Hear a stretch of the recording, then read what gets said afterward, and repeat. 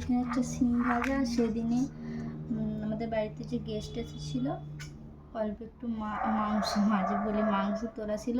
মাংস বলতে এতে হাড়গোড়গুলো ছাল শুদ্ধ নিয়ে এসেছিলো, ছাল কটা আছে, বেশি মাংস নেই।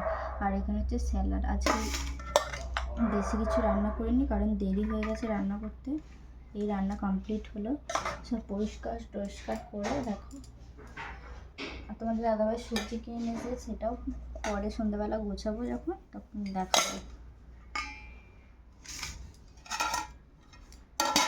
আর এখানে থামস আপ আছে।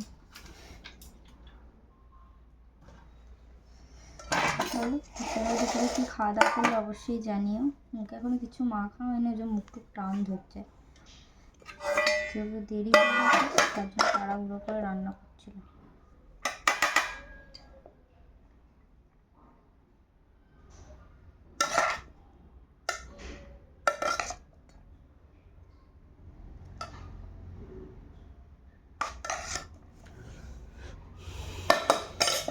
তোমাদের বাড়িতে সব কি খাওয়া দাওয়া করলে অবশ্যই জানি। আর সরস্বতী পুজো কেমন কাটলো সবার জানা।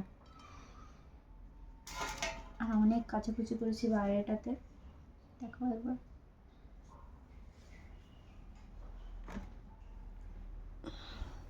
অনেকগুলো কাচাকুচি করেছি, সেখানে এখনো মেলা হয়নি, এমনি জল ঝরাতে দিয়ে এসেছি। ওপরে বারান্দাতে মিলে দেবো। এই যে আমাদের দুপুরের আজকে মেনু, চিকেনের সাইজে এই যে ছাল টাল আছে। আর কারা ছাল খেতে পছন্দ করে অবশ্যই জানি, আমরা তো ভীষণ পছন্দ করি। তো চলো খাওয়া দাওয়া করে নিই। আজকে দুপুরের এই মেনু ছিল। আর তোমাদের দুপুরে কি খাওয়া দাওয়া করলে অবশ্যই জানিও। নেক্সট দিন অন্য ভিডিও নিয়ে আবার তোমাদের সামনে হাজির হচ্ছি।